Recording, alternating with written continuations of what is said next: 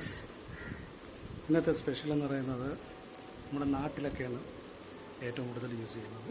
നമ്മൾ ഈ സിറ്റിയിലുള്ളവരാരും ഇതേപോലെ ഒന്നും പ്രിപ്പയർ ചെയ്തൊന്നും കഴിക്കാനുള്ള ടൈമില്ല. എന്നാൽ കൂടെ തന്നെ കഴിക്കാൻ വേണ്ടി അവർ ട്രൈ ചെയ്യത്തില്ല. പക്ഷേ അതിൻ്റേതായ ആ ഒരു ടേസ്റ്റും അതിൻ്റെ യൂസ് എന്തെന്നുള്ളത് നമ്മൾ കഴിച്ച് നോക്കിയ നാട്ടുകാർക്ക് മാത്രമേ അതിനെക്കുറിച്ച് അറിയാവൂ. ഒത്തിരി ഇടത്തൊക്കെ ഒന്ന് അസ്ത്രക്കഞ്ഞി എന്ന് പറയും.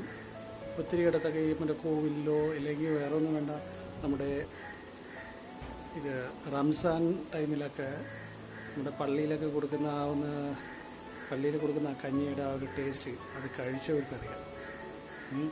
ആ ഒരു കഞ്ഞി എന്ന് പറയുന്നത് നമ്മുടെ ഹൈദരാബാദിലൊക്കെ ആണെന്നുണ്ടെങ്കിൽ ദലീം എന്ന് പറയും. അതൊന്നും മെയിനായിട്ട് ഈ ചിക്കനും റൈസും പിന്നെ അതുപോലെ തന്നെ ബാർലി അങ്ങനെ ഒത്തിരി സാധനങ്ങൾ ഇട്ടൊക്കെയാണ് ചെയ്യുന്നത്. ഇതിലും അതേപോലെ തന്നെ വേറെ ഒന്നുമില്ല. നമ്മളിതിലൊന്നും മത്തനൊക്കെയാണ് ഇത്. മത്തൻ, പിന്നെ പയറ്, ഡാല് തന്നെ 2 തരത്തിലെ ഡാലുണ്ട്, പിന്നെ വലിയ പയറിട്ടിട്ടുണ്ട്, പിന്നെ ഒത്തിരി നമ്മൾ പിന്നെ ഇതിൽ കോവയ്ക്ക് ഇട്ടിട്ടുണ്ട്. നമ്മൾ ഒത്തിരി മലക്കറികളൊക്കെ വെജിറ്റബിളൊക്കെ ഉണ്ടെങ്കിൽ തീർച്ചയായിട്ടും അതൊക്കെ ഒന്ന് ആഡ് ചെയ്ത് അത് ബേസ് ചെയ്തൊക്കെ നിങ്ങൾക്ക് ചെയ്യുന്നെങ്കിൽ ഏറ്റവും നല്ലതാണ്, ശരീരത്തിന് ഏറ്റവും നല്ലതാണ്. പിന്നെ അതിനോടനുബന്ധിച്ച് തന്നെ നിങ്ങളത് ചെയ്ത് കഴിയുമ്പോൾ തന്നെ അതിൽ നിന്ന് വരുന്ന ജ്യൂസ് അതൊന്നും നിങ്ങൾക്ക് സൂപ്പായിട്ട് തന്നെ, വെജിറ്റബിൾ സൂപ്പ് എന്ന് പറയുന്നത് ഏറ്റവും നല്ല വെജിറ്റബിൾ സൂപ്പ് എന്ന് പറഞ്ഞാൽ നമ്മൾ പച്ചക്കറികൾ കൊണ്ട് ചെയ്യുന്നതാണ്. സാമ്പാറൊക്കെ വയ്ക്കുമ്പോൾ തന്നെ ആദ്യം കിട്ടുന്ന ആ പച്ചക്കറിയുടെ ആ സൂപ്പൊക്കെ ഏറ്റവും ബെറ്ററാണ്. അതുപോലെയൊക്കെ സൂപ്പൊക്കെ വെച്ചാണ് കഴിക്കാറുള്ളത്.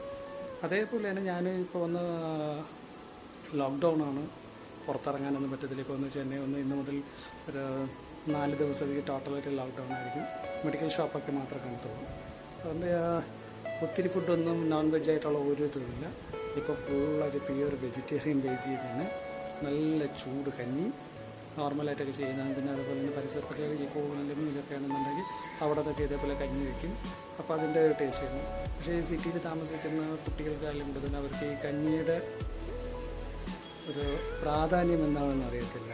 ഒന്ന് അവർ കിട്ടുന്ന ഈ നോൺ വെജും പിന്നെ അതിൻ്റെ കൂടെ തന്നെ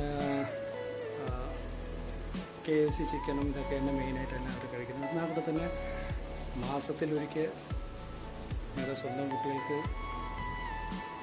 എല്ലാവർക്കും നല്ല ഹസ്ബൻഡിനായാലും കൂടെ തന്നെ നല്ലൊരു കഞ്ഞി ഇതേപോലെ ഒന്ന് ചെയ്ത് പ്രിപ്പയർ ചെയ്ത് കൊടുക്കുക. അതിൻ്റെ ഒരു ടേസ്റ്റ് അറിയുമ്പോൾ മറ്റു ദിവസങ്ങളിൽ കിട്ടുന്നതിനെക്കാട്ടി ആ ഒരു സന്തോഷം ആ ഫാമിലിക്കുണ്ടാകും. ഇത് കഴിഞ്ഞാൽ ഏതൊരു മതത്തിലായിരുന്നാൽ കൂടെ തന്നെ കഞ്ഞി കുടിക്കാൻ ഇഷ്ടമില്ലാത്ത ഒരു മനുഷ്യൻ ഉണ്ടായില്ല. അത്രയ്ക്ക് ടേസ്റ്റ് ആയിരിക്കും കഞ്ഞി. അങ്ങനെയല്ല നമുക്കൊരു കാര്യം, ഞാൻ ഒന്ന് കഴിച്ചു നോക്കട്ടെ, അങ്ങനെയാണ് നോക്കട്ടെ.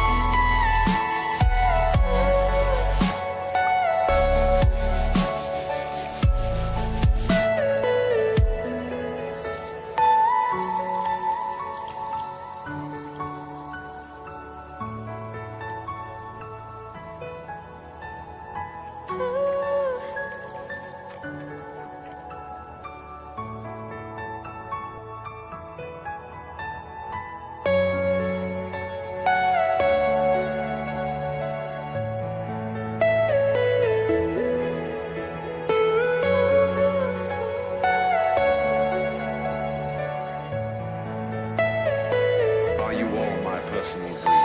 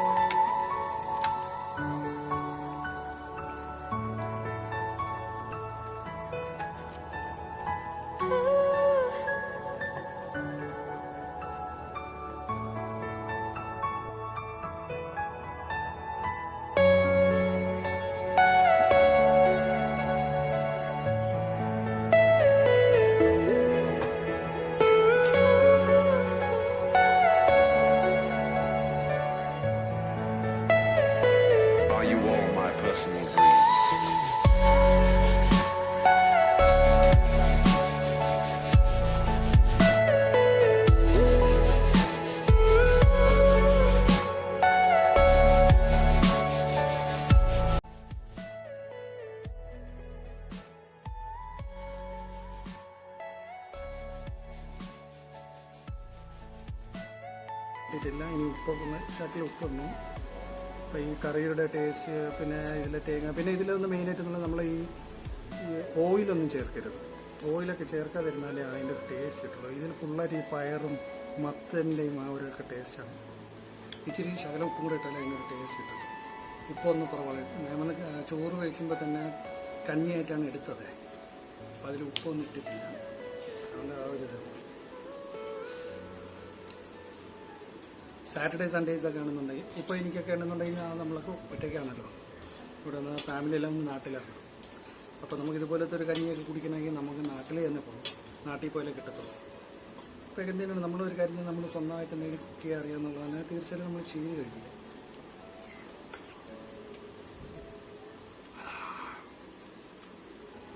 നാട്ടിലാണെങ്കിൽ നമുക്ക് നമ്മുടെ പ്ലാവലയൊക്കെ കൂട്ടി പ്ലാവലയിലെല്ലാം കഴിക്കണം. അത് ഒന്നൊന്നര ടേസ്റ്റാണ്. അതും ആ ചൂടോടെയൊക്കെ കഴിച്ചു കഴിഞ്ഞാൽ നല്ലൊരിതാണ്. ഇപ്പോഴിതൊക്കെ കഴിക്കുമ്പോൾ നമ്മൾ നമ്മുടെ പഴയ കാലത്തിലേക്കായിരിക്കും ഓർമ്മയിലേക്ക് പോകുന്നത്. കാരണം ഈ കൊച്ചുകുട്ടികളുടെ ആ സമയത്തൊക്കെ നമ്മൾ ഈ കോവിലൊക്കെ ഈ കഞ്ഞി വീത്ത, ഇല്ലെങ്കിൽ അവിടുത്തെ ഉത്സവ പറമ്പിലൊക്കെ ആകുമ്പോൾ, ഉത്സവ ടൈമിലൊക്കെ ഈ കഞ്ഞി ഒഴിക്കൽ എന്ന് പറയുന്ന ആ ഒരു ടൈമിൽ പോയി ക്യൂ നിന്നായിരിക്കും ഈ കഞ്ഞി വാങ്ങിക്കാൻ വേണ്ടി അടി കൂടും. പക്ഷേ ഇതില്ലെങ്കിൽ ഒരു മാസത്തെ വെക്കുക ഇതുപോലെ കഴിക്കുന്ന ഏറ്റവും നല്ല ശരീരത്തിന്. അതും എല്ലാ വെജിറ്റബിളൊക്കെ ഇട്ട് ചെയ്ത് കഴിഞ്ഞാൽ കുറച്ച് വെള്ളം കുടിച്ച് നോക്കാം, നല്ല ടേസ്റ്റ്.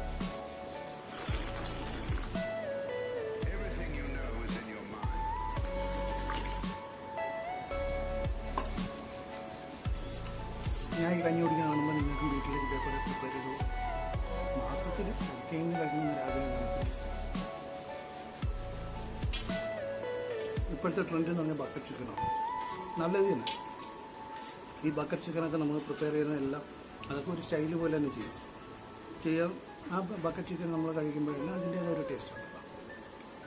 അതൊന്നും ഇതുവരെ കമ്പയർ ചെയ്യുമ്പോൾ അതിനെക്കാട്ടി ഒത്തിരി എനർജറ്റിക് പരമായിട്ടുള്ള രീതിയിലുള്ള ഇൻഗ്രീഡിയൻസാണ് ഇതിൽ ആഡ് ചെയ്യുന്നത്. കാരണം ഇതിലൊന്ന് വാഴത്തണ്ടുണ്ട്. വാഴത്തണ്ട് എന്ന് പറഞ്ഞാൽ നമുക്കൊന്ന് കിഡ്നി സ്റ്റോണിൽ ഏറ്റവും നമ്പർ 1 ആണ് വാഴത്തണ്ടിൻ്റെ ജ്യൂസ്, വാഴത്തണ്ടിൻ്റെ തോരൻ, ഇതൊക്കെ. അപ്പോൾ അതുപോലത്തെ ഇതൊക്കെ ഇട്ട് നിങ്ങൾ മാസത്തിൽ ഒരിക്കലാണ് കഴിക്കുന്നെങ്കിൽ നിങ്ങൾക്ക് തീർച്ചയായിട്ടും കിഡ്നി സ്റ്റോണൊന്നും കഴിക്കുക. നമ്മുടെ ഈ പഴയകാലം, നമ്മുടെ ഇപ്പോൾ ഉള്ള ന്യൂ ജനറേഷനൊന്നും ഈ പഴയകാലത്തുള്ള രീതിയിലുള്ള കഞ്ഞിയായാലും അവർക്ക് ഇഷ്ടപ്പെടത്തില്ല. പക്ഷെ ഒരിക്കൽ കഴിച്ചോളൂ, അതിൻ്റെ ടേസ്റ്റ്.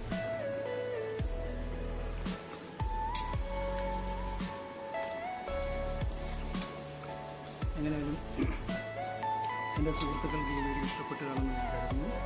എല്ലാവർക്കും ഇഷ്ടപ്പെട്ട് കേട്ടുണ്ടെങ്കിൽ തീർച്ചയായിട്ടും ലൈക്ക് ചെയ്യുക, സബ്സ്ക്രൈബ് ചെയ്യുക. എന്തെങ്കിലും തെറ്റുകുറ്റങ്ങളുണ്ടെങ്കിൽ തീർച്ചയായിട്ടും നിങ്ങൾ മെസ്സേജ് ചെയ്യുക. എല്ലാവർക്കും ബൈ പറഞ്ഞുകൊണ്ട് കുക്ക് ചെയ്യുന്നു.